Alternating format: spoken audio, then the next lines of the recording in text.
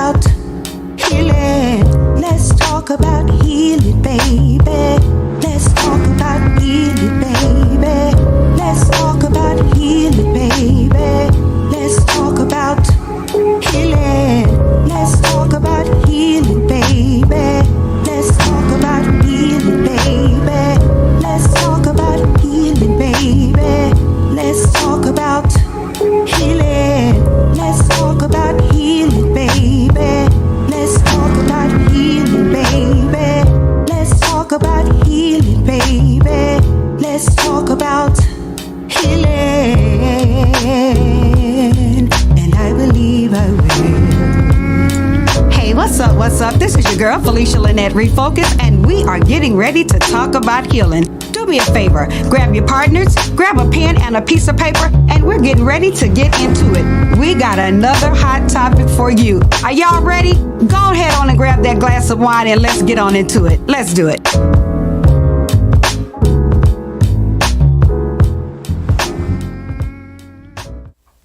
Hey, what's up? What's up, y'all? It's your girl, Felicia Lynette, Refocused, and I got my co-host with me to my right, Miss Maronda Parker, a.k.a. Miss DJ. Say hello to the people. Hey, people. Hey, people. Hey, people. Listen, y'all, we're back with another hot topic. Do me a favor, before we get into the products, go ahead and hit the heart buttons below you, and then hit the share button. Do those two things real quickly before I even get into the products. Hit heart, and then hit share.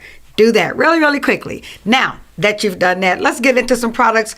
You all see all of these wonderful products in front of me. I don't even have to go over all of them, but I have cups in both sizes. I have them in different colors.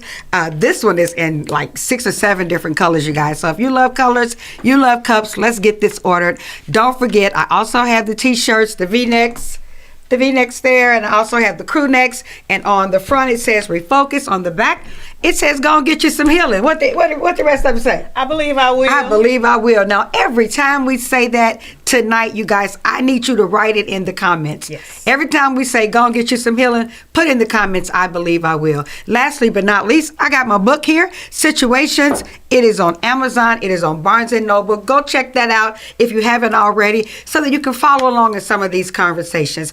Tonight's topic, Maronda, it is the difficulties in loving and receiving love during or after your healing journey, or during your healing journey.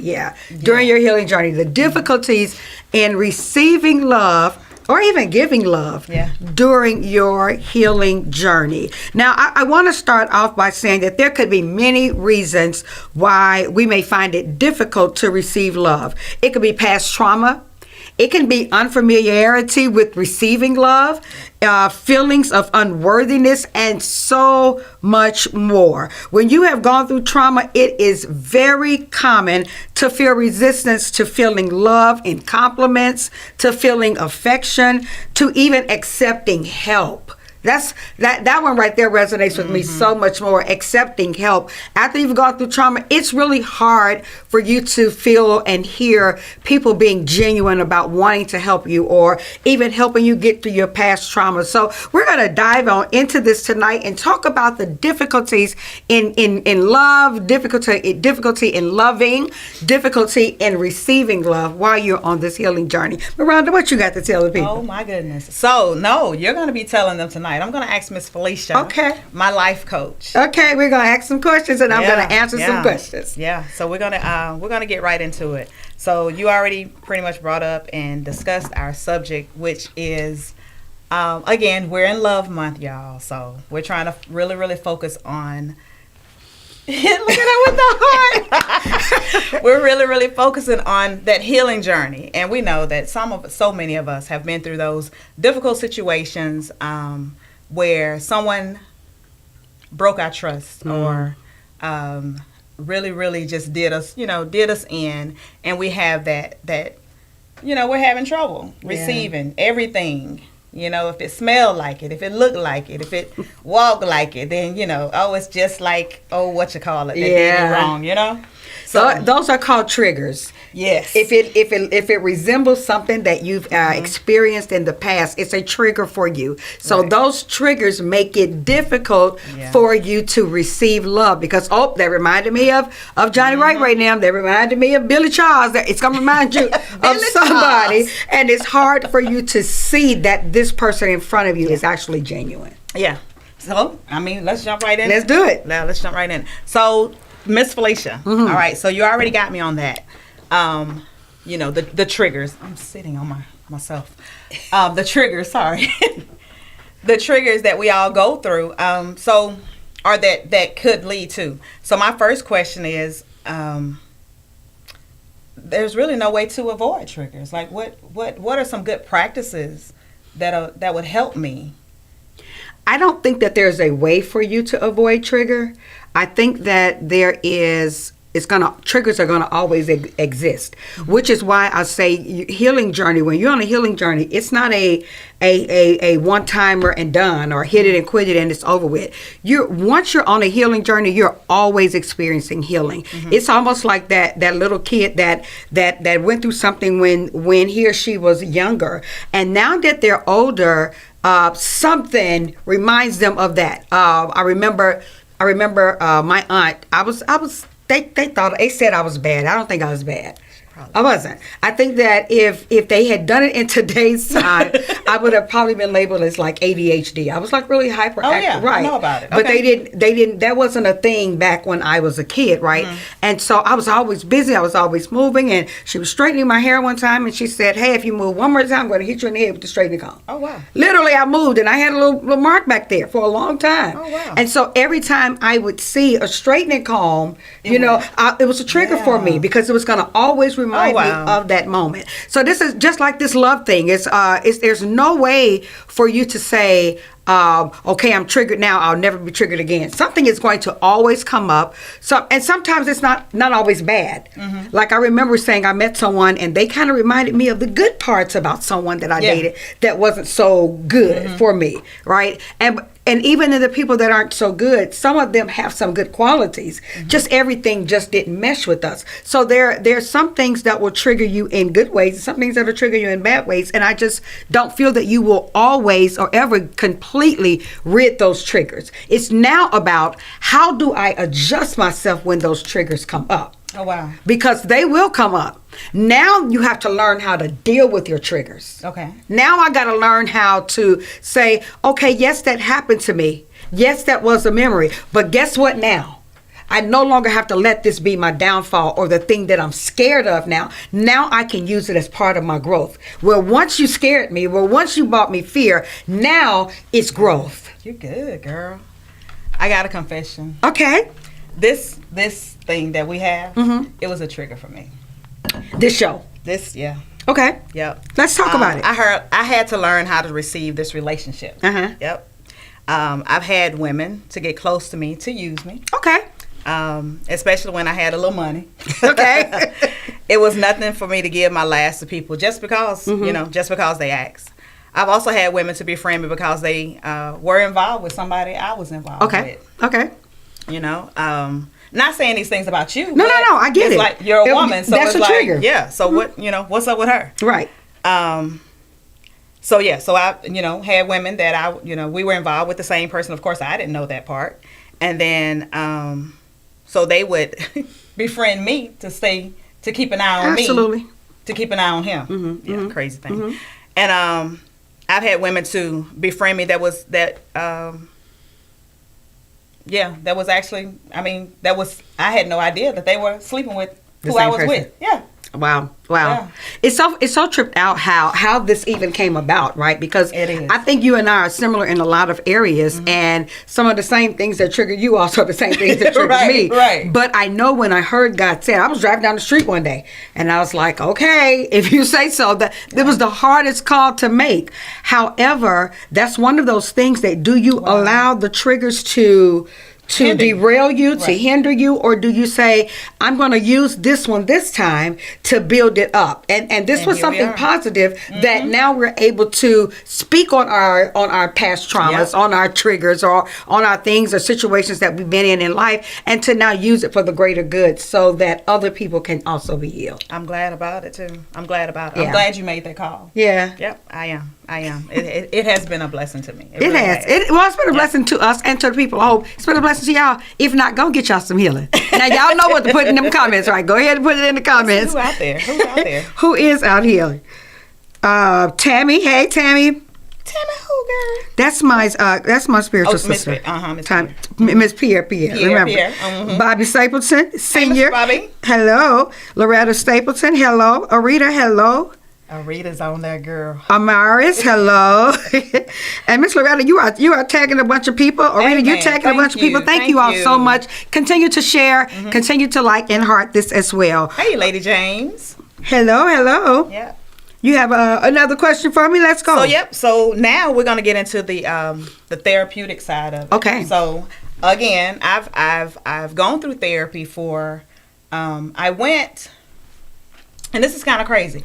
I went to see a therapist. I was actually new to the whole empty nester. My baby had left to go to boot camp, so I was home alone for the first time, and I started dating this guy that was super younger than me. 10 years. He was 10 years younger than me, and we've been, dating pretty heavy.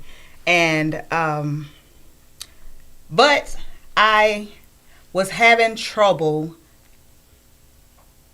telling myself that I was okay. That it was okay. Mhm. Yeah. I mean, I couldn't deal. And literally I was having suicidal thoughts and everything. I was 40. I think I had just turned 40. So all the kids are, gone out the house. And I should have been enjoying myself with this little young fella I was dating, right? No, none of that. I ran that poor little boy crazy. But anyway, so I went to see a therapist. And I went through the whole gamut. My baby's gone.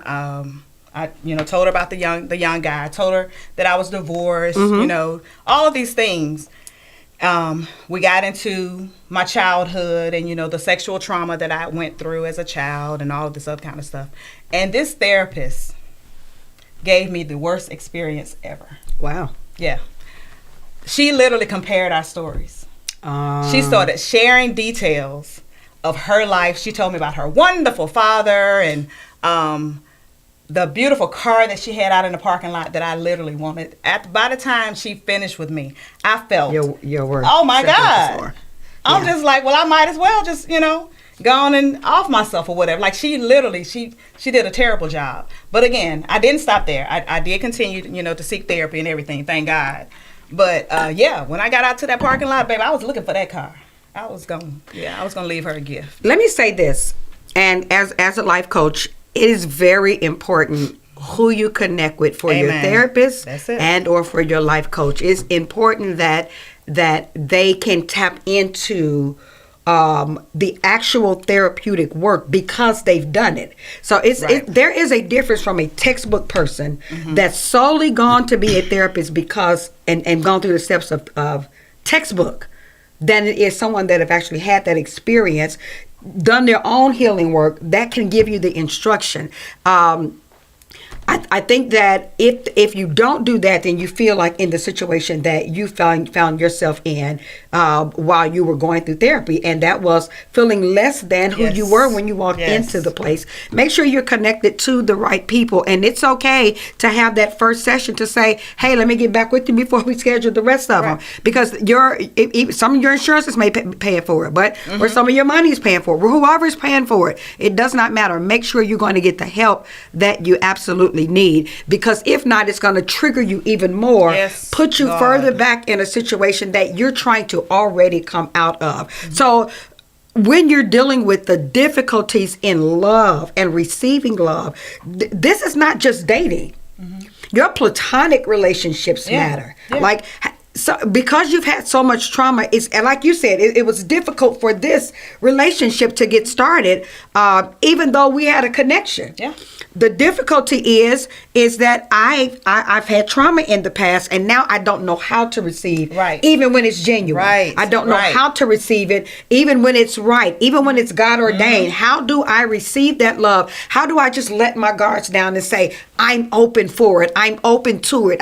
I'm ready to dive into what I'm supposed to have and overcome the things that I've once dealt with, and realize that those things are not necessarily the things that's going to hold you in that place ever again. If you decide to do the work to come out of it, if you allow those things to hold you in the place, those things will always have a bondage. You're right. A stronghold over you. Absolutely. I say this all the time, like when you go through relationships and traumas and bad marriages and bad relationships, when you go through those things, and you're up at night thinking, oh, and he did this to me, and you're crying. Baby, he's sleeping good. Oh, sleeping good. And that means that if you are allowing that thing to still drag you down and still weigh you down, he still has that control, or she still has that control, or they still have that control over your life. The thing you're trying to get out and rid of now still has you captive. So you got to have a made up mind. It's almost like we talk about deliverance in churches. Deliverance is a made up mind to say, I want to be different. Right. I no longer want to live like this. I no longer want to be involved like this. It's a made up mind. It's the same way with trauma, getting out of trauma, being ready to receive love. You got to first have that made up mind that the things that I've gone through will no longer have me bound. Yes, I dealt with it. Yes, I experienced it. Yes, I went through it. Yes, they did all that they did to me. But as I say all the time, the trauma isn't your fault, but the healing is your responsibility. Yep. You got to make sure that you start your journey. And the first step to starting your journey is acknowledging this happened to me. I'm trying to find the offering. These things, you can give the offering, baby. Send the offering home.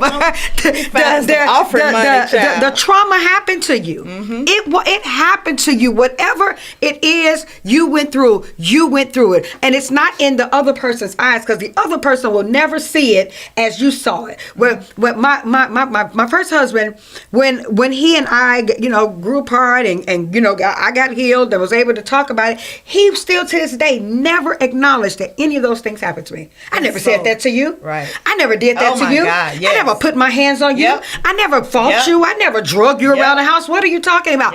Those are But in his mind, he didn't. But in my life, in my actual life, it happened to me. It was traumatic for me. It happened, but it wasn't his job to heal me, y'all. It wasn't his job to heal me. And whatever you're dealing with out there, it's not the other person's job to heal you. It is your responsibility to get your healing. Y'all better go and get y'all some healing. Girl, I believe I am. I believe I am. Let's go. Oh, wait. Now you done preached now. Let me go on and jump up in here. Okay, so all right, so we're talking about past trauma, present trauma, triggers, all of that good stuff, right? So we're right in the zone, right? Okay. Okay, so you say, but you have to make sure that you are practicing this with a safe person. So let's talk about what's a safe person. Wow. Yeah. Phew, that's not What's a safe okay. I guess I can person? drop down a little bit. Safe person is someone that has made themselves or shown themselves as trustworthy. That's good. Now, you don't see that up front. You gotta, like as the Bible says, try the spirit by the spirit. You gotta take your time. You don't dive into that because their words say, "Oh, I'm safe. You can trust me." Because how many times have we heard that? We do that. Right. We as women, we do and that. we dive right in. Oh, this one is going to be different. I can feel it. He said he going to love me differently than the other person. He even talked about my past trauma and say, listen, I'm going to help you through that. We dive right into that the minute we hear those words. Because you've experienced trauma, you deserve it. You owe it to yourself to take your time, sis. You owe it to yourself to take your time, brother. You do not have to dive right in there. I had an aunt that used to say, one way of getting over one relationship is to dive right into another one. And is that how she said it? That's exactly. She said the other way.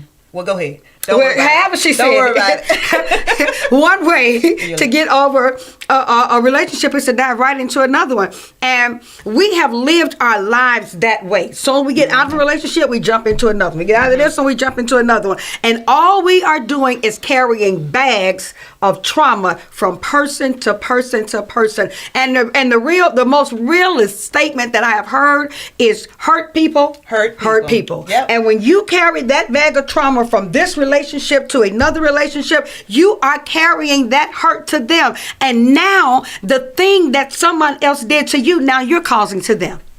Right. You're causing trauma onto the next person because you weren't healed. Yeah. And so on the person. while you're in it, you may as well say you have cut yourself and you're just bleeding and spilling over onto them. Bleeding onto them. You are bleeding onto them. And then you get out of that one and carry that bag to someone else. Listen, you owe it to yourself. You owe it to them, mainly to yourself to get healed first.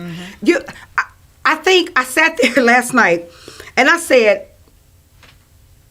what was last night? A couple of nights. Well, not last 2 or 3 nights. For the first time in a long time, my phone is the driest it has ever been. Isn't that peaceful? Let me drink some water on that. Amen. I'm drinking water, y'all. Don't go gossiping. But for the first time in a long time, my phone is the driest it's ever been. And I'm peaceful about it.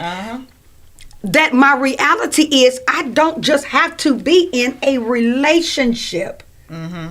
I don't just have to date. I don't just have to have someone. It's nice. I'm not trying to say isolate yourself. We learned about that last week. Isolating yourself kills, right? So I'm not saying isolating yourself. I'm saying making sure you are equipped to deal with whatever God set before you. Right. Before you ruin it. That's good.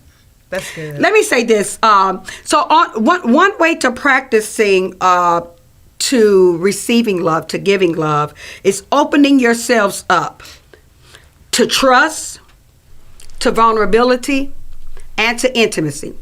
Get your mind out the gutter. Intimacy is not just sex, okay? Right. Open yourself up to trust, vulnerability, and to intimacy. But you gotta make sure that you are practicing this with a safe person, as we just talked about. Someone who's not going to be cruel to you, let alone abusive to you. Someone who's not going to laugh at your past trauma. Someone's not. People do. People do because they don't understand it. Yep. If it's not their trauma to understand, that's why it's important to be healed first, because they'll never understand the things that you've gone through. People will tell you you were molested at 15, 16, and you're 40 and 50, and you're still dealing with that. It's not their trauma. The therapist said that to me.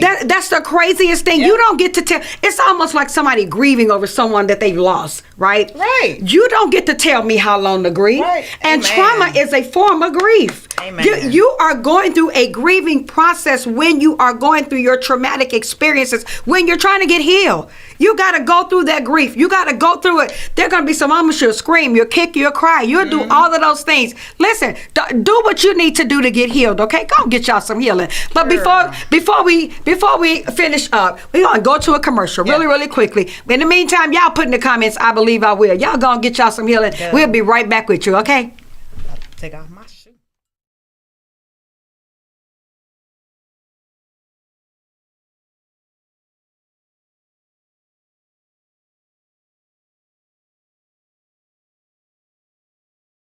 Hey, have you heard about the Accountable Card? It's more than a card. It's a complete mobile banking service that's accountable to all of us. You'll get a no credit check debit card good anywhere Visa is accepted to make purchases, deposits, even get or transfer cash with an FDIC insured bank account managed from our smartphone app. There's even a pre-approved no interest line of credit if you need emergency cash. So why go to the bank when you can have ours in your pocket? Get accountable. Just download our app today. Have you had your Earth Blend coffee today? At Earth Blend Coffee, we take pride in offering you the very best of beans across the world, blended and roasted to perfection, giving you superior quality and satisfying and flavorful taste. Experience the world in one cup with Earth Blend Coffee. To order, visit earthblendcoffee.co now. And we are back. Welcome back. Welcome back. Welcome back. We are talking about today the difficulties in loving and receiving love during your healing journey. Yes. Let me give a couple of shout outs real quickly for those that are in the comments. Pink Lady Ray, hey, what's up? How are you? DeLacy Paisley, thank you for joining us. Girl. First Lady Cynthia James, thank you so much for joining us today. D'Angela Wynn. That's my niece Pooh. Okay. Hey, Mildred. Hey, Mildred. And mistakenly always misunderstood. Hello. That is my goddaughter, Ashley. Okay, Ashley, hello. How are you? And listen, we want to give another major shout out to the girl that assists us tonight. She's not able to be with us today, but we miss you. Who's going to comment to these comments right now? Because you're not here. All right, let's dive back into this. We are talking about the difficulties in loving and receiving love during your healing journey. And I want to say this, Maronda, the scars that emotional abuse leaves are often painful. Yes. A lot of times we talk about the traumatic experiences, we talk about molestation, we talk about physical abuse. Well, we kind of leave out the emotional abuse. And emotional abuse often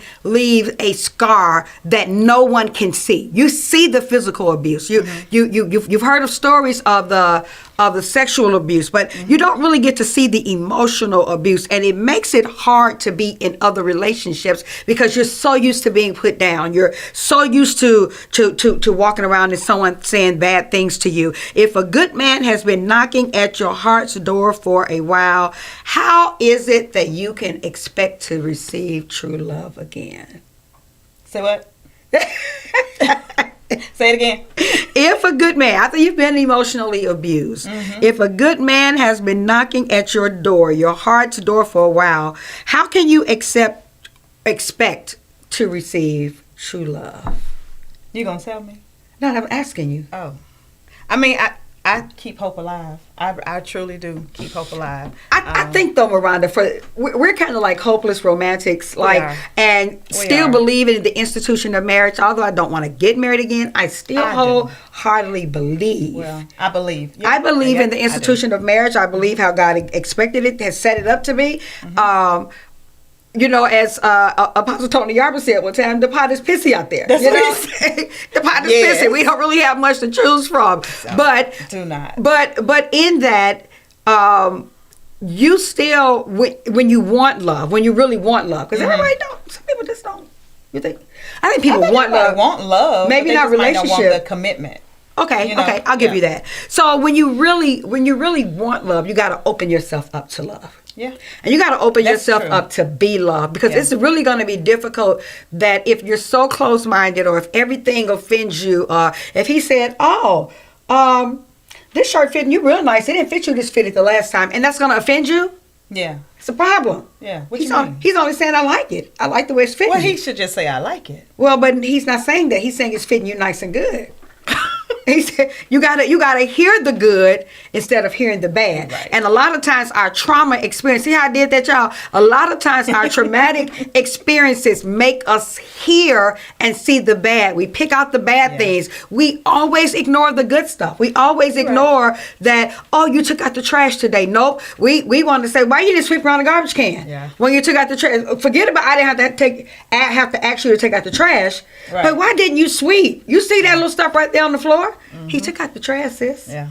Did something he ain't never done. Now he doing it. You gotta see the good, and listen. Real talk. When you build them up, they be like, "Oh, you like the way I did that? Well, I'll take it out tomorrow." But you know what? And it reminds me of my mom. My mom, of course, has passed away. But my mom used to talk to me about everything. When I became even when I was younger. But she was telling me about a situation when she was younger, and she used to really, really fight for her mom's attention. She used to try. She wanted her mom to be proud of her so much, but she was a daddy's girl. Yeah. And I think that there was a little tension there. Okay. So she said this one day she cleaned up the whole house, from top to bottom. She mopped, she washed, the sheets. She did all these things. And she said when her mom came home, she said she didn't say a word. She just looked around. And she said she went into one of the back rooms in the house. into the closet And found something. behind some other stuff and found some sheets that wasn't folded. And that's what she complained about. And that's what she complained about. Trauma. Yep. It is the thing we will pick out the least thing. Arita said that now he needs to leave that last part out. But listen, you all. Y'all know how sometimes we buy clothes, right? Right, that's and how sometimes you you come get them, they don't always fit you, right? 'Cause they don't make them for our bodies. But it could have been maybe she washed this jacket because she realized it was a little too big. So I washed it and I dried it so it can fit me. So why couldn't her response be like, "Oh, you like the way it fit me? I shrunk it a little bit so it can fit me better." See the So good? her response, but then you also have, and I'm with that. I Arita, I'm with that also. But you have to think about the upbringing. Like I just said about my mom, some people never experience that. A Some lot people of have never. guys, especially guys, have no idea how to receive or how to Give. to give. They didn't receive it. Yeah, because they didn't. They But never received that's it. a true story. I was raised by my mother, my grandmother, and my grandfather for some years, right? And I didn't know my dad until I was 18, so my granddaddy was daddy. I've never heard my granddaddy say, "I love you." Right. Never. Right. His way of love was, "You know I love you because you got a roof over your head. You know I love you Yeah. because you're eating every single Yeah. day." And sometimes you got to take, doesn't make it right, you all. I'm not saying that that's right. But you got to take the generation into consideration. You do. Not even the generation, the person. The person's generation, though, from, Yeah. from where how they were reared. They were reared. My grandparents picked cotton. Yeah. So in that time frame, it was this is what we got to no do. lovey-dovey. Yeah, Right. and we got time to love. We got to get out here and pick cotton. We got to get out here and do this work so we can have food on our table. So you got to consider the generation. There was a book I read called Dysfunctional Families. And this book was so amazing that it talked about different things in families, generations, and upbringing, so to say. And it said that sometimes you have to learn to accept what your truth is without getting validation from the person who did the thing to you. And it used an example of a child who had been abused by their parent. Not necessarily abused, but whooped. And they got, back in that day you got whooped with whatever they had in their hand, or Whatever. with extension cords, switches, and and it left whips on your back. And in their mind that was normal. So when you at this age now go back and be like, that was abuse, and you put scars on my back, they will argue you down that they never abused you. Right. And the book said you got to let it go. Because we grew up so dysfunctional, it's hard for a person to even talk about the things that they did that caused you trauma. Now it's having a different effect on you because now you don't know how to give and receive love because of the things that have gone through in your childhood. That's so real. That is so real. But so what's real. even more real that it goes back to the trauma happened to you. It happened. It wasn't your fault. It happened. But the healing, It's your responsibility. you got to do it. It's You your got to put in the work. It's so real. And you got to forgive them. Watch this. This is so powerful. You got to forgive them with or without an apology. My father passed in 21. I have never heard him apologize for not being a part of my life. Never. I never heard him apologize for the traumatic experiences, even as an adult that I received from him. Never. But I had to literally go to his grave one day and just sit there. And I just said, I forgive you. I didn't do that for him. You did it. He gone. Right. I did it for me And you because had to. I needed to get over that so that I can now receive natural love. My first husband I married because I was looking for daddy's love. Yeah. So if I'm still in that search of daddy's love, now I got to forgive him without an apology so that now I can just receive natural love. I no longer need daddy's love now. I got the God the Father. I no longer need it in the natural sense now. I can just go ahead on and receive natural love now because I put in the work step by step. And it was ugly. Your healing journey is not a pretty journey. It doesn't leave you in the best places. Some days you're walking out, you don't feel like being bothered with nobody, you don't want to talk to nobody. I remember walking out of my door like, I got to put on face. I got to Yeah. go and smile in Yeah. people's face, knowing that I'm hurting. And honestly, when I was managing the gym, one of the girls, she was an atheist. She told me, she said, "That's enough." Wow. And I looked at her, she said, "That's enough. Get back to yourself. I need to see you smiling again. I need to see you working out again. I need to see you back on your healthy journey again." Those were the things that made you. And if you That's allow beautiful. this to put you down, That's beautiful. it tears down who you really are. That's beautiful. We gotta look into ourselves and say we deserve it enough to get back home. Absolutely. Absolutely. And so with that, we have a responsibility to other people. I think that, like you said, I think kindred spirits really, really attract. And I don't think that it's no mistake that you're in my life. I don't think that it's a mistake that I'm in, certain people's lives. I was talking with my friend the other day, and he was sharing with me that for as long as he could remember, he was raised by his grandparents. And for as long as he could remember, he was an MF. He was an MF. But I don't think he sees it, but in his movements, even today, like, he knows that he was loved, and he understood that, that's just the way granddad loved. That's just, that's the way they love me. They took care of, he took care of me, he made sure he provided and all of that. But you can tell it, you can see it whenever he's interacting with other people. Yeah. He's not the mushy, the warm. He's none of those things. Yeah. He unattentive, like, he's just kind of great person. But you can tell, like, that the way that he was brought up. He has a trauma response. I think that in other areas of our lives, we have trauma responses. And trauma response is a response where you react based upon what was done to you. We raise our children sometimes with trauma responses. Yes. I'm sorry. What I knew about raising children was how my mom raised us. And if she would come in the house and things went right, she just started yelling. Yeah. Before cell phones had pictures and cameras, I have no idea where my daughter got this video from, but it was a video. All the kids used to be at my house, and so she had a singing group. They were all there. They were in her room. They were rehearsing, and I was coming in from work. She had picked up my baby girl, and my baby girl was 1 or 2 at the time, and the house was clean except there was a pair of jeans on my living room floor when I walked in. And when I walked in there and saw those jeans on there, they were recording themselves singing, right? So I walked in, the jeans were there, and the thing I yelled out was, "Lachey, get your narrow tail butt in here." I didn't ask any questions. I didn't give her a chance to explain. The house was clean.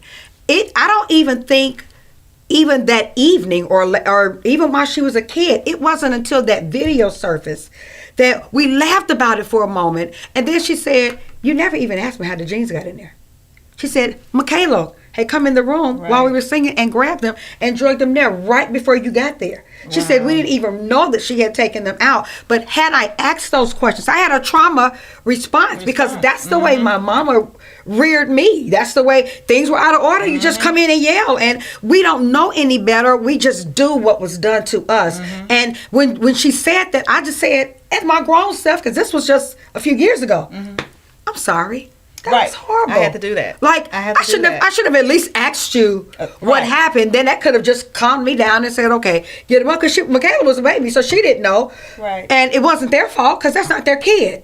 And would it have hurt for you to just pick up the jeans?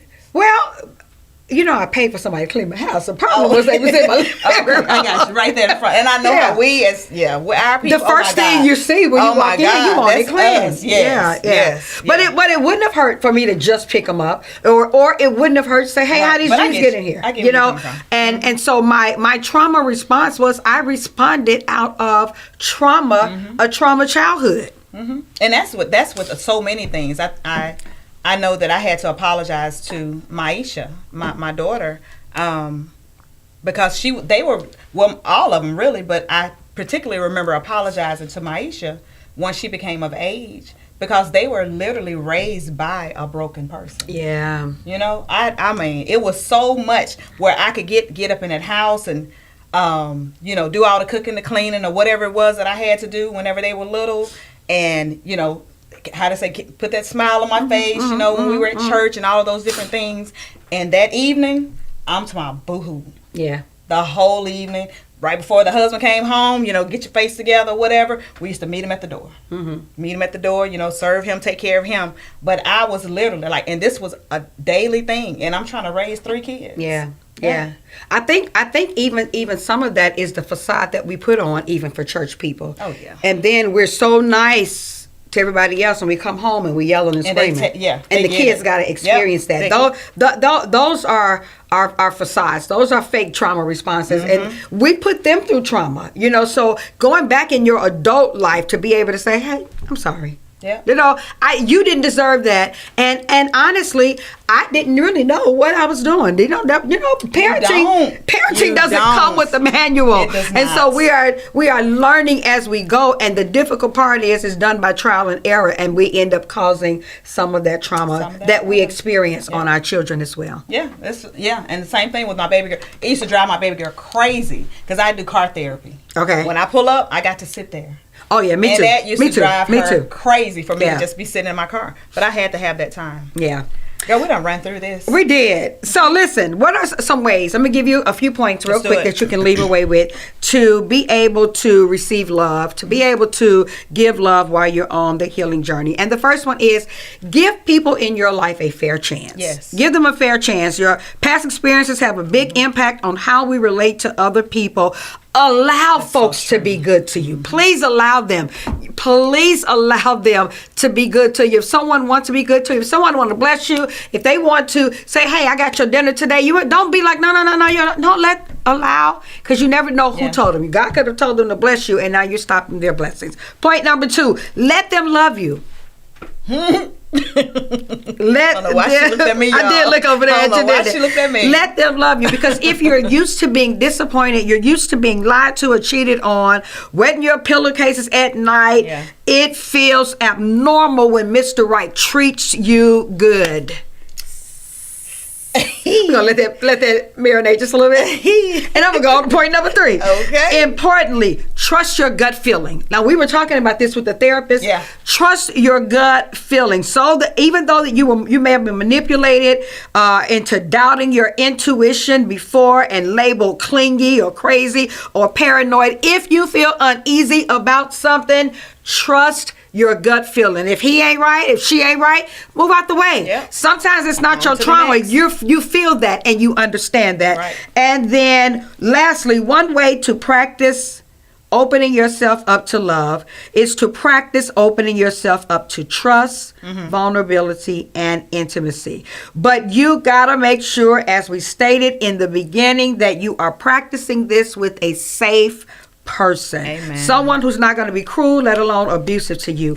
Assess the level of vulnerability that you open yourself up to be able to take in the love. Y'all That's gonna get so y'all some healing. awesome. Y'all gonna get y'all some healing, okay? She Do done that. showed out today. You know, we're just trying to get the people here. Tell the people where they can find you at. We got one more minute. So look, I'm on Facebook, and we're gonna be right back here again. Well, not right here, but we'll be together again tonight at 9:25 on her channel. Yep. So if you haven't already, follow us on 25 Speaks. 25 Speaks. We'll be right back at 9:25. But I am Maronda Parker, also known as Mrs. DJ. You can find me on Facebook, Maronda Parker, Mrs. DJ, and 25 Speaks. Love y'all. Thank y'all for having me. I'm also on Facebook on all the avenues, on Instagram. I got a couple of groups. Y'all find me on Facebook. You'll see me there. I'm on YouTube as well.